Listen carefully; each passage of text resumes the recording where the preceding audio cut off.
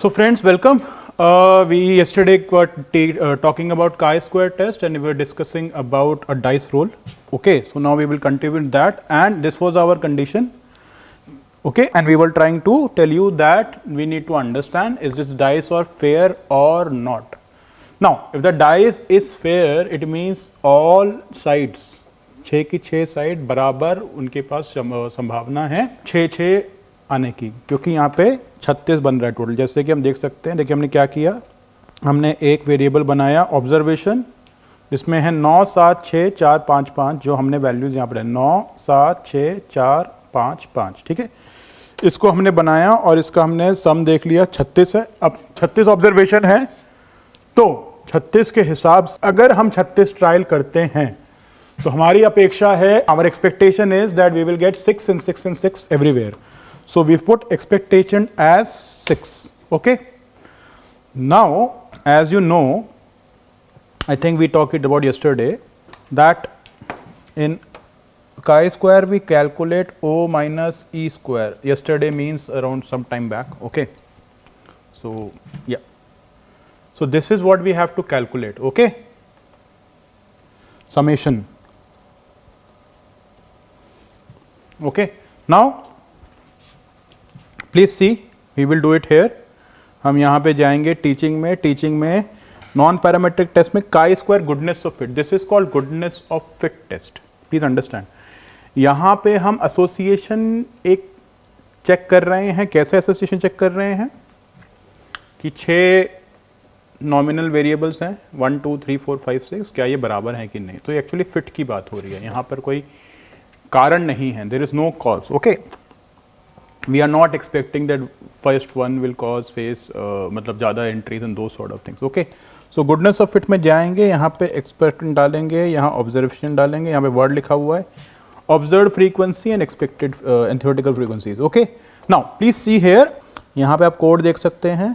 Code से हमें क्या होता है, सहायता मिल जाती है. chi square test expected p is equal to observed. ठीक है,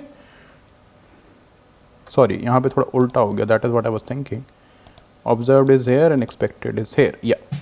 Okay, now it is fine. P is equal to expected, rescaling P. Okay. Goodness of a test, theoretical probabilities. ठीक है. Null hypothesis. अब देख लेते हैं यहाँ पे इसको. देखिए, ये पहले भी आया था. यहाँ पर ये देखना है, there is no significant difference between the, what we say, the distribution, the theoretical distribution and the given distribution, the observed and the theoretical.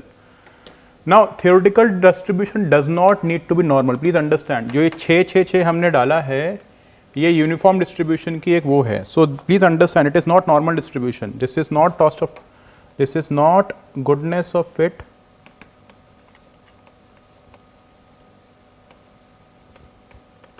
is fit between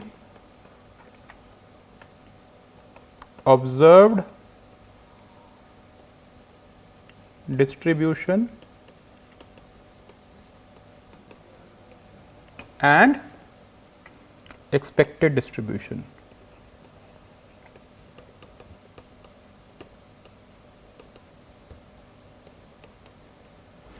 That's it. यहाँ पर expected distribution का मतलब ये है कि सब बराबर हैं, सारे फेसेस बराबर है. Therefore we entered 666. कभी कभी क्वेश्चन ये भी आ सकता है, is the observed distribution a normal distribution or is the observed distribution a Poisson distribution. Okay, so that those things can come. ठीक है जी.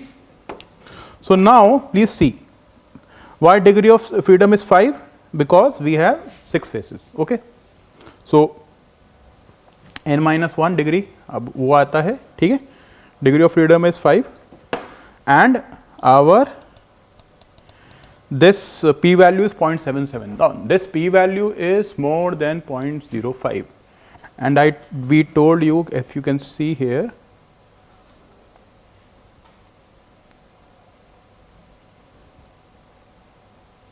yeah, okay, we will talk about it, don't worry. If the p value is more than 0.05, we reject the null hypothesis.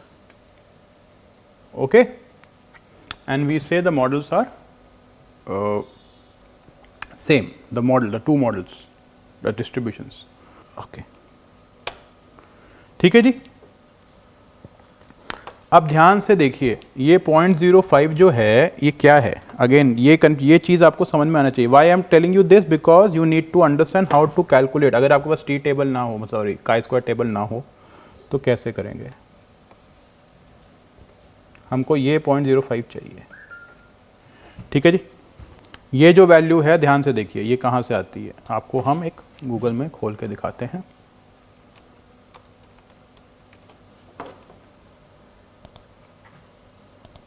Okay, so till the table opens, now we have to see that हम लोग क्या check करने क्या वाले हैं कि हमारी जो कैलकुलेशन निकली है काई स्क्वायर की वो ठीक है कि नहीं। अब ये देखिए, यहाँ पे डिग्री ऑफ फ्रीडम है 5। अब ध्यान से देखिए, 0.95 पर वैल्यू कितनी है, 11, ठीक है जी। और 0.95 क्या है, हम आपको दिखा देते हैं यहाँ पर अपने सॉफ्टवेयर से, ये देखिए,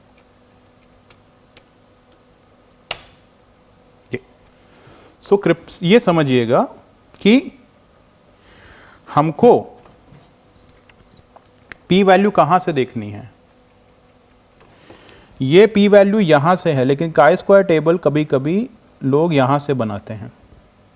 सो इस केस में हमको 0.95 का काई स्क्वायर चेक करना है, okay. Even this is what the software is also telling. So now 0.95 में काई क्रिटिकल इधर है और हमारा काई स्क्वायर इससे कम आया है, which is around I suppose 2. Let's check how much it was. 2.54.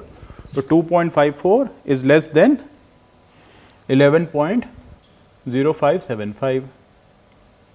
ठीक है। Now अब आपको कहना चाहिए सर हमें कैलकुलेशन करके दिखाइए, चलिए हम वो भी करके देख लेते हैं। So अब यहाँ पर आर ओ कैसे यूज़ करेंगे, हाथ पैर से पेपर पेन से भी कर सकते हैं। So numerator is equal to experience minus observed. जब हम ये करेंगे तो देखिए न्यूमरेटर कितना आ जाएगा, ठीक है जी, okay. Now numerator is equal to numerator into numerator. अब देखिए न्यूमरेटर कितना आता है, स्क्वायर हो गया,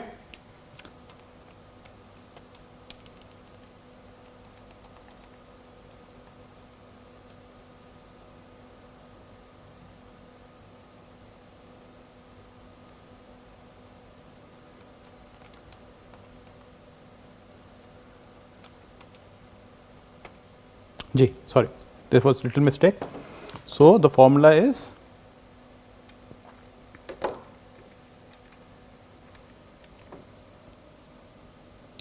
देखिए अब स्क्वायर अपॉन सम एक्सपेक्टेड या समेशन, यहाँ पर ओ माइनस ई स्क्वायर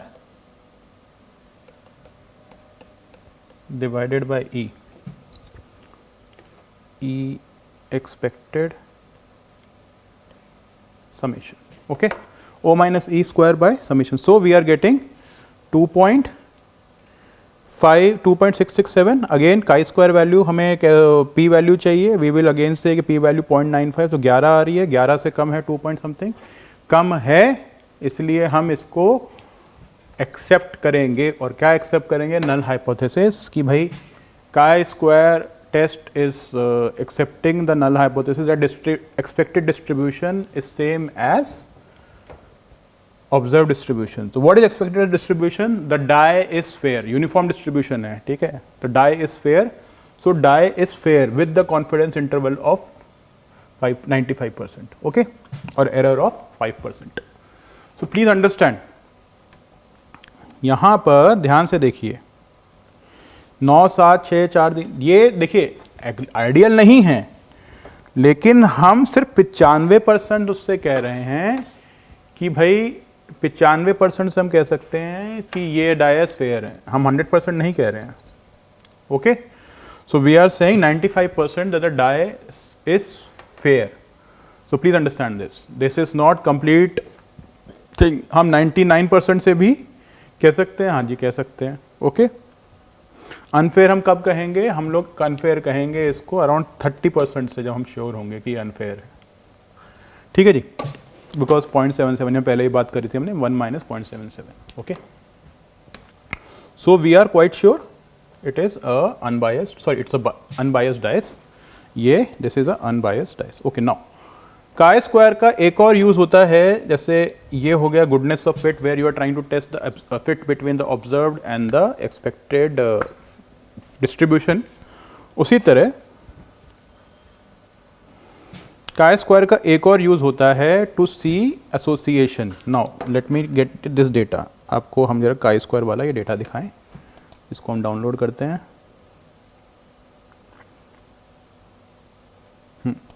इसको ओपन भी कर देते हैं। तो देखिए, ऐसे हम कल भी बात कर रहे थे, क्रॉस टेबल की बात कर रहे थे, ठीक है, कि 4 तरह के, कल मतलब पहले 4 तरह के बॉक्सेस हैं, कुछ मेल हैं, कुछ फीमेल हैं, कुछ नॉन गेमिंग लैपटॉप यूज करते हैं, कुछ गेमिंग लैपटॉप यूज करते हैं।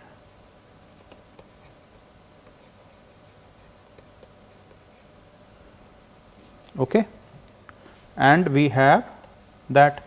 नाउ ये टेबल कब क्रिएट होगा? ये टेबल तब क्रिएट होगा जब एक्सेल शीट भेजेंगे आप, जिसमें आप कहेंगे जेंडर एंड लैपटॉप, और आप लोगों से कहेंगे डेटा भरिए। तो पहला वाला आया, उसने कहा मैं मेल हूँ, मैं गेमिंग लैपटॉप यूज़ करता हूँ, गेमिंग। दूसरा आया, मैंने कहा मैं भी मेल हूँ, मैं नॉन गेमिंग यूज़ करता हूँ। तीसरा आया, मैं फीमेल हूँ, मैं गेमिंग यूज़ करता हूँ। इस तरह करके सारे कॉम्बिनेशन हो जाएंगे। अब इस तरह आपके पास डेटा होगा जैसे ये है, देखिए, ठीक है जी। यहाँ पर जेंडर है मेल फीमेल, और लैपटॉप है आइदर गेमिंग और नॉन गेमिंग, सो गेमिंग और नॉट गेमिंग। ठीक है, अब इसको हम इंपोर्ट कर लेते हैं अपने इसमें टेबल में। ये फाइल इंपोर्ट होगी, यहाँ पर आके हम यहाँ आएंगे, डाउनलोड्स में जाएंगे, काई स्क्वायर इंडिपेंडेंट टेस्ट, इसको हम काई स्क्वायर नाम दे देते हैं, काई अंडरस्कोर स्क्वायर। ये नाम देना काफ़ी ज़रूरी होता है, अदरवाइज ओवरलैप होने के बहुत चांसेस हैं। एक minute, okay, chi square dash S Q,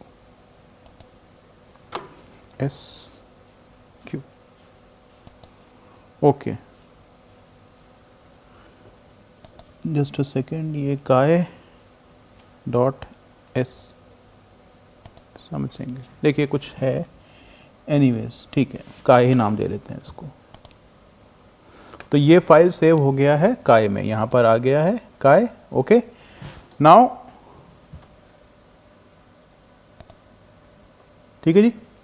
अब हम क्या करेंगे, हम जाएंगे इसमें टीचिंग में नॉन पैरामीट्रिक टेस्ट में, chi square test of independence. इसमें आपको रो में जिसको डालना है, कॉलम में जिसको डालना डाल सकते हैं, ठीक है, लेकिन उसी के हिसाब से डिस्प्ले आएगा। ओके,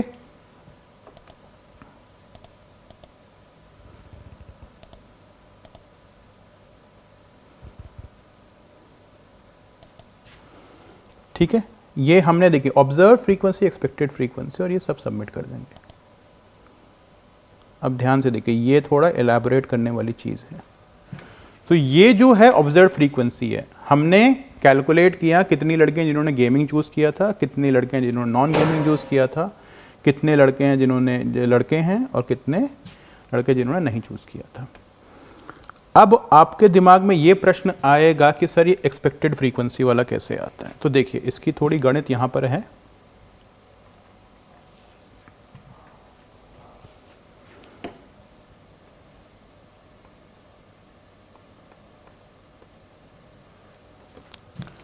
हम डेटा यहीं कॉपी करेंगे,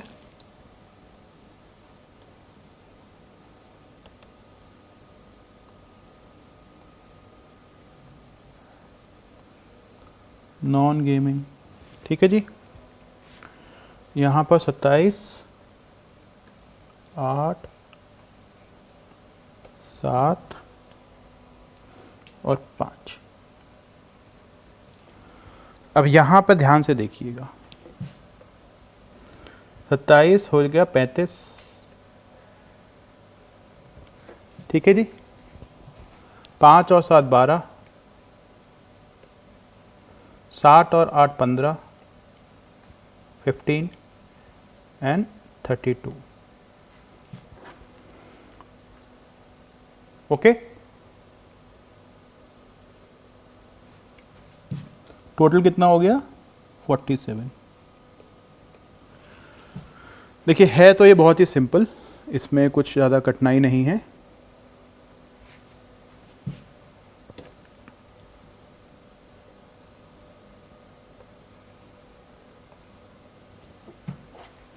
इसको याद करने का तरीका आपको हम पहले बता देते हैं, इसमें कुछ नहीं करना है।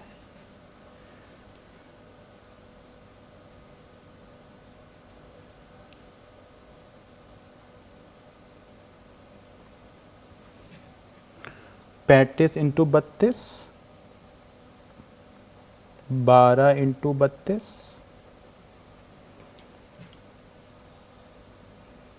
15, 35 इंटू 15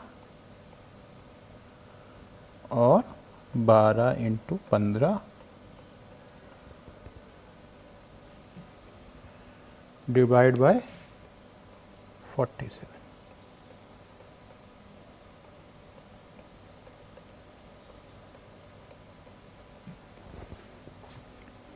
देखिए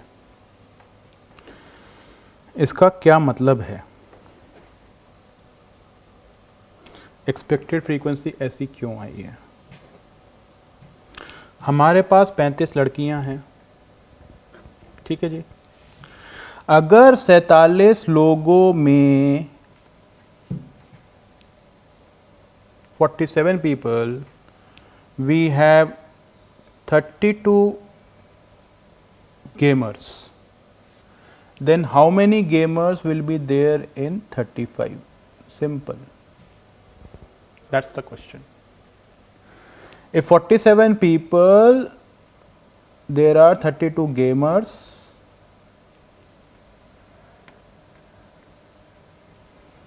then how many are in 35? 35 into 42 by 47. Okay, so in this way we get this value. Now let us check what is 35 into 30. देखिए कैलकुलेटर क्यों यूज़ करें, हमारे पास तो ये है ना, 35 into 32 divide by 47। Okay, equal to नहीं आएगा जी। देखिए 23.829, 23.829। आगे भी देख लेते हैं, 35 इंटू 35 इंटू 15 डिवाइड बाय 47, 11.17, 11.17212, ठीक है जी। अब ये आ गया, okay, you have got this. So अब ये देखिएगा, इन सबको अगर आप ऐड करेंगे तो कितना आएगा। यहां पर ये परसेंटेज आती है, ठीक है जी। So it's very simple that how do we get this, ठीक है। ऑब्जर्व, देखिए ऑब्जर्व परसेंटेज है ना ये यहां से। सो अगर आप ऐड करेंगे, लेट्स से कितने लोग हैं, 47, तो 5/47,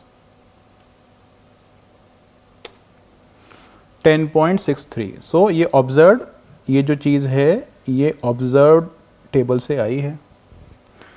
अब क्वेश्चन देखिए क्या है, अल्टीमेटली क्वेश्चन वही हो गया, it's a fit question, fit between observed and expected. ये ऑब्जर्व्ड है, ये एक्सपेक्टेड है तो वही ना, मोटा मोटा। अब इसे कैसे करेंगे, हालांकि इसमें डिग्री ऑफ फ्रीडम थी, समझिए इसमें डिग्री ऑफ फ्रीडम, इसको हम ये नहीं कहते ये 4 लोग हैं, बिकॉज समेशन वैसा है, तो डिग्री ऑफ फ्रीडम इसमें कम हो जाता है, डिग्री ऑफ फ्रीडम इसमें कम हो जाएगा. This is not, you can not say it is only 4 values. Okay,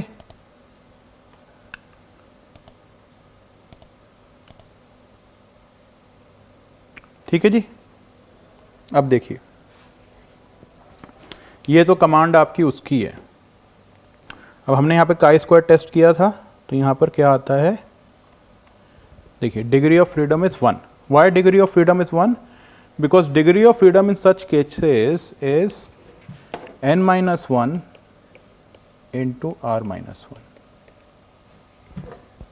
So n-1 into r-1 is the degree of freedom. So 2 minus 1 which is 1 and 2 minus 1 which is 1. So 1 into 1 is 1. Okay.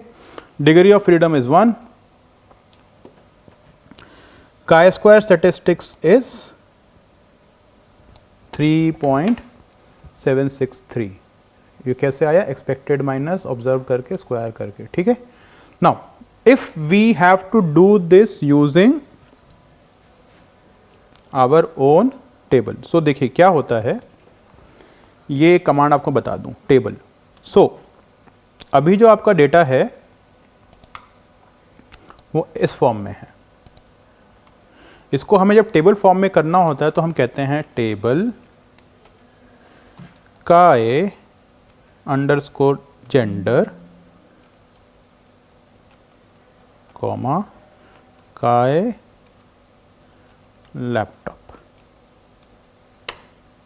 देखिए वही table आ गया. अब इस table का test होता है, please understand. So we will say, देखिए you have to understand how things work. So TB is equal to table. So यहाँ पर एक वेरिएबल क्रिएट हो गया TB. ये मैं आपको बता रहा हूँ जब उसे हमें GUI में कमांड लाइन में करना हो, और कमांड लाइन में एक कमांड ऐसी है जो हमें करना पड़ता है. देखिए अब ये सब आपको याद करने की जरूरत है नहीं. अगर ध्यान से देखें यहाँ पर आपको थोड़ा सा सतर्क रहना पड़ेगा. यहाँ पे लिखा हुआ है ये देखिए वही कमांड लिखी है, बट ये क्योंकि यहां लोकल लिखा है तो ये रिजल्ट नाम की कमांड कभी चेंज नहीं होगी. ठीक है, ये कभी सेव नहीं होगी. देखिए यहां पर क्योंकि आपने अगर रिग्रेशन में देखा था सेव करने का ऑप्शन आया था, ठीक है, वहां मॉडल हम सेव कर रहे थे. यहां पर ये ऑप्शन नहीं आ रहा है, तो हम कमांड्स की हेल्प लेके, देखिए ये पूरा मतलब है पूरा टेबल ले लो, that is fine. Data is equal to जो हमारा चल रहा है. ठीक है, क्योंकि हम इसमें यहाँ पे ये देखिए ये डालते हैं ना, ये देखिए ये आ गया और डेटा का है. ओके, डेटा भी नाम आ गया. ठीक है जी. सो प्लीज अंडरस्टैंड ये जो हम हैं ये क्यों लिख रहे हैं. अब नाउ काय के रिजल्ट को हम एक जगह स्टोर करेंगे. Result is equal to chi, I think chi dot chi square test dot test TB.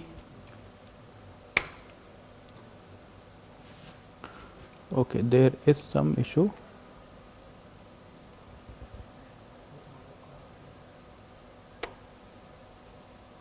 Ji okay आ गया. अब रिजल्ट देखिए, ध्यान से देखिए रिजल्ट का जो पैरामीटर है,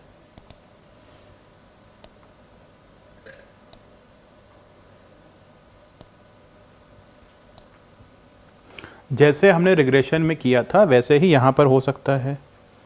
सो पहले अगर हम बस रिजल्ट लिखते हैं,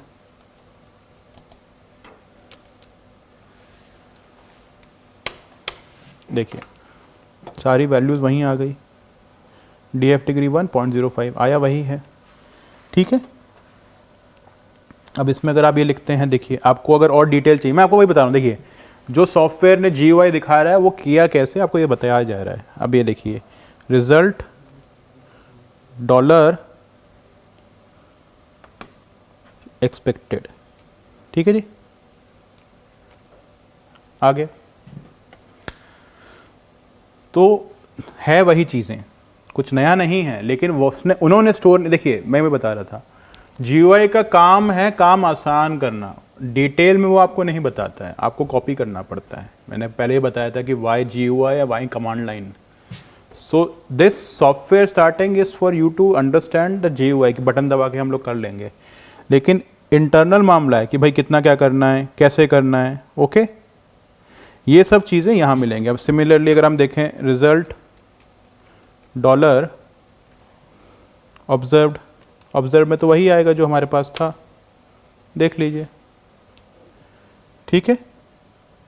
तो इस तरह सारी वैल्यू देखिए, रेसिडुअल और ये सब वहीं सारे रिग्रेशन से आता है। नाउ प्लीज अंडरस्टैंड, एक टेस्ट था जो हमें यहां से करना था, ये देखिए,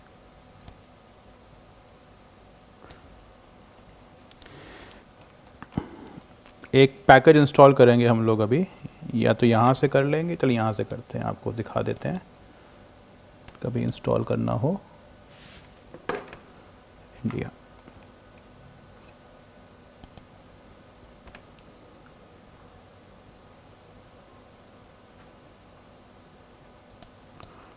देखिए, please understand, I will tell you that R is a very comprehensive software. So इसमें ये मत डरिए कि इतना कुछ है, ठीक है। हम लोग लकीर का फकीर नहीं है, ये बटन दबा, ये बटन दबा, क्यों क्या कैसे हो रहा है ये समझना है। ये आ गया VCD सॉफ्टवेयर, अब आप इसको इंस्टॉल कर लीजिए, ठीक है। अब यहाँ पर ये स्टार्ट कर रहा है, देखिए ये आपके इंटरनेट स्पीड पर डिपेंड करता है, it depends on internet speed, how much time it will take to install this. Okay, देखिए we are doing it very realistic practical thing, theory and practicals, practice is combined.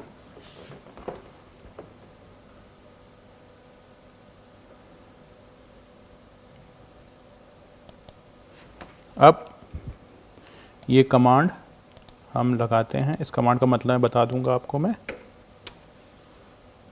देखिए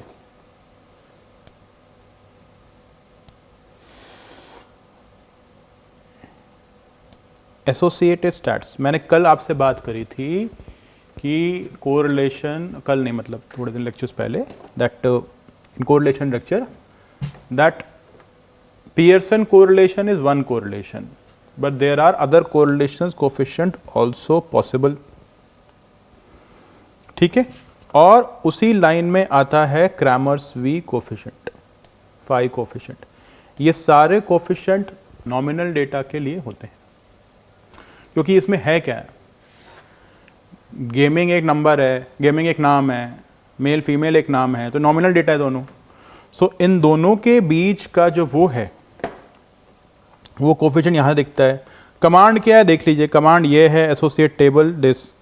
तो इसको अगर आप और सिंपल करना चाहें तो लिख लीजिए VCD SOCSTB, वही आएगा। तो हमने क्या किया था कि टीबी का जो फॉर्मूला है यहाँ पर, कहाँ गया, ये रिजल्ट डायरेक्टली डाल दिया था। तो this is a coding part, not a big thing. Okay, so see probability values वो आ रही हैं, ठीक है। So they might be associated. Okay, so यहां पर हमारा काई स्क्वायर का काम खत्म हो जाता है।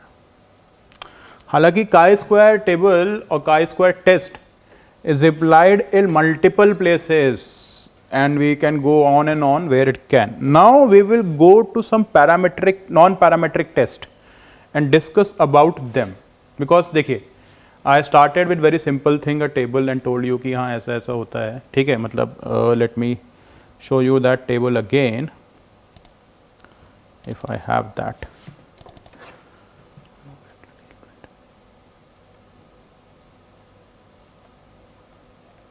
Okay, I will show you that. I think it is here. Yeah, this one. ये जो टेबल मैंने बनाया था, सो हमने यहाँ से स्टार्टिंग करी थी, रिग्रेशन भी कर लिया, हमने काई स्क्वायर कर लिया, अब हम आगे बढ़ेंगे।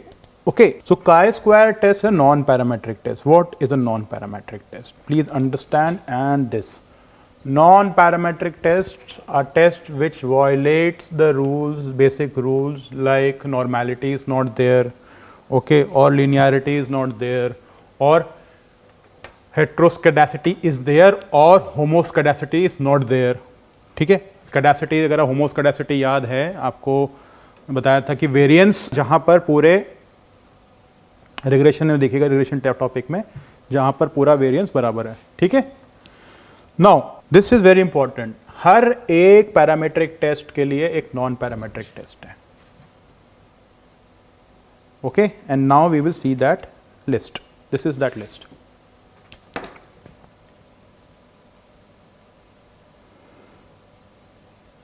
हर एक पैरामीटर के लिए एक नॉन पैरामीट्रिक टेस्ट है।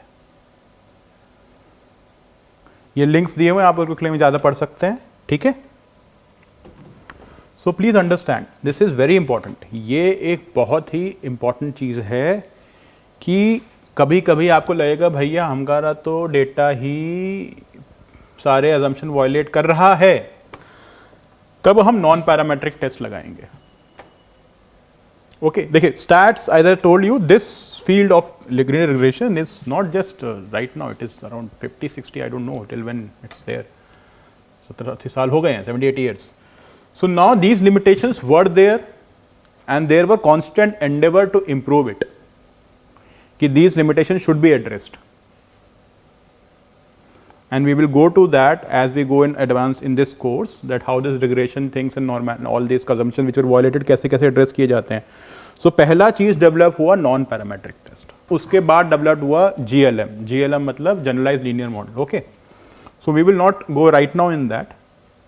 तो इस तरह करके नए नए डेवलपमेंट आते रहते हैं, but in stats books primarily we teach with a very basic thing and this is a basic course. Advance चीज़ों में आप जाएंगे तो वो खत्म हो, वो और चीज़ें रहेंगी। सो प्लीज अंडरस्टैंड। ओके, अब देखिए ये सारे टेस्ट आपको कहाँ मिलेंगे। एक टेस्ट ये देखिए, हमने क्या बोला था कि वन सैंपल टेस्ट के लिए आप ये यूज कर सकते हैं विल्कोन-साइन टेस्ट। अब देखिए दोनों की ऑब्जर्वेशन सेम है। सो हमारा डेटा हम लोड करते हैं, हमने अभी लोड नहीं किया है आज इस पर, again we have to load it. So this is school data and my CSV data, I change the name primarily. ठीक है जी, अब देखिए let us use this command. What does this test tell you? I am testing that is my my CSV data CS_1 variable is equal to 3.5 or not.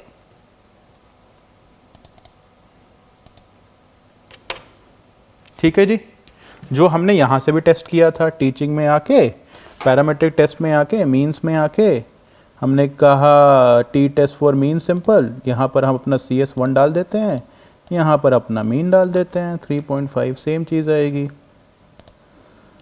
देखिए वही आ गया 3.97621, 3.97621, 589 confidence interval. ठीक है जी, अब ध्यान से देखिए इसका इन्फ्रेंस क्या है। आपकी P वैल्यू 0.05 से बहुत कम है, इसका मतलब रिजेक्ट करना पड़ेगा। क्या? Null hypothesis. नल हाइपोथेसिस क्या है? ये mean of CSC_1 is equal to 3.5। ये हमको रिजेक्ट करना पड़ेगा, इसका मतलब ये बराबर नहीं है। और यहां से भी आप देख सकते हैं इस कॉन्फिडेंस इंटरवल में आपका मीन नहीं आता है। आपको याद होगा हमने बहुत बार बोला जीरो बीच में आता है कि नहीं आता है, मतलब मीन जब जीरो होता है तब वो आता है कि नहीं आता है, या फिर आपका सब्जेक्ट आपका मीन यहां नहीं आता है तो टेस्ट आपका रिजेक्टेड है, हाइपोथेसिस। ठीक है, अब इसको हम लोग उसमें करते हैं आपके नॉन पैरामेट्रिक टेस्ट में।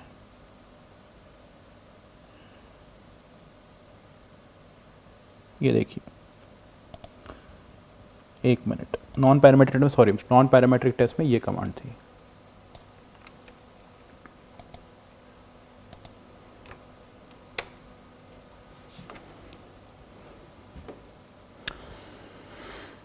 ठीक है, the true location is not equal to 3.5, यहां पर भी वो आया। अब देखिए यहां पर पी स्टैटिस, ये स्टैटिस्टिक अलग आता है, कैलकुलेशन अलग होती है, but main thing is this. Okay, similarly यहां पर बहुत सारे नॉन पैरामेट्रिक टेस्ट हैं। देखिए आपको ये याद रखना पड़ेगा, ये नाम ध्यान से, ठीक है। अब चलिए ये कर लेते हैं, 2 इंडिपेंडेंट कर लेते हैं, ठीक है जी। पहले इसको कर लेते हैं, कंपेयर CS1 विथ CS10। देखिए ये ध्यान से रखिएगा, ये पेयर्ड वाला डेटा है तो इसको अब ये काम करेगा, लेकिन इसका मतलब ये नहीं है एवरीथिंग इज फाइन। यहाँ पर भी टेस्ट स्कोर क्या है, CSC1 और CSC, मैंने पहले ही बताया था कि आपको डेटा चेक करना पड़ेगा। दिस इज टेलिंग अस कि क्या CSC1 और CSC2 के बीच में डिफरेंस है कि नहीं, but this is, please understand, a paired sample T test. A paired sample T test में क्या होता है, जो हमने किया था आपका हाई डोज लो डोज वाला, ये उसका है, एक ही सैंपल है। तो यहाँ अजम्पशन ये है CS1 और CS10 कि एक ही आदमी का स्कोर है, ठीक है जी, एक ही सैंपल में से है, और हम ये चेक कर रहे हैं क्या CS1 और CS10 उस एक आदमी का बराबर है कि नहीं है। और यहाँ पर P वैल्यू फिर से आ रही है लेस देन दिस, भैया नहीं, बराबर नहीं है, मीन जीरो जो है वो नहीं है, ठीक है। So please see, will non parametric test,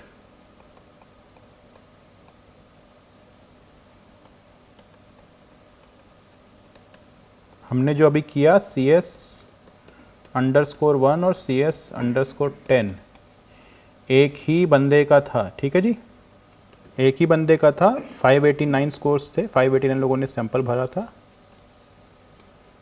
okay, और ये डेटा आता है। So in that way we can say from here कि ये दोनों स्कोर बराबर नहीं, होने भी नहीं चाहिए भाई, अगर बराबर है तो फिर क्यों हम लोग ले रहे हैं, ठीक है। उसी तरह आपके बहुत सारे नॉन पैरामेट्रिक टेस्ट हैं। अब ये देखिए, हमारे पास इंडिपेंडेंट पॉपुलेशन एक्चुअली है नहीं, क्योंकि हमने एक ही बार जो डेटा है वो लिया है, हमारे पास इंडिपेंडेंट पॉपुलेशन है नहीं, ठीक है। नॉर्मेलिटी के टेस्ट हमने कर लिए हैं, ठीक है। सो इस तरह आपको ये याद रखना पड़ेगा, यहाँ से याद रखना पड़ेगा, या फिर इस सॉफ्टवेयर में आप देख सकते हैं, यहाँ पर नॉन पैरामेट्रिक टेस्ट हैं, इनके बारे में आप पढ़ सकते हैं अलग से। हम इसमें ज़्यादा डिटेल में नहीं जाएंगे, क्योंकि ये जस्ट एक आपको बताने का था कि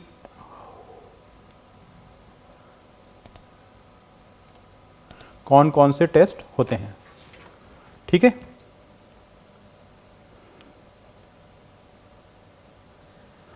and do not get dishearten, actually non parametric list की लिस्ट बहुत लंबी है, ठीक है। So please understand, now we are going to end with our parametric session, but before that we will discuss something very important, that parametric test and non-parametric tests have a simple thing, that the assumptions of parametric test when are violated, we apply non-parametric. That's as simple as that, okay. And when the data is also not scalar, it is nominal or ordinal type, then also we apply parametric test. Now we are continuing with the topic of logistic regression, and I will begin the slides. Non-linear regression.